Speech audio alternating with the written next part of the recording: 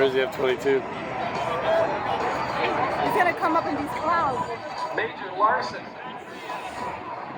making his way out to the end of his tour as the demonstration pilot and commander of the F-22 Raptor demo team. We were talking a bit about his lineage earlier, attended the U.S. Air Force Academy. One died Coming in. air shows or so. Coming in hot. Just like all of you out here. Ooh, boy. Went on to become the F-22 Raptor demo pilot. Youngest ever in the team's history. It was of continual availability. And of course, came up as well.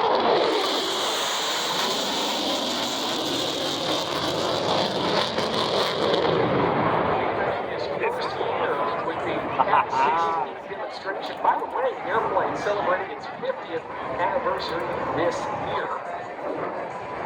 It's just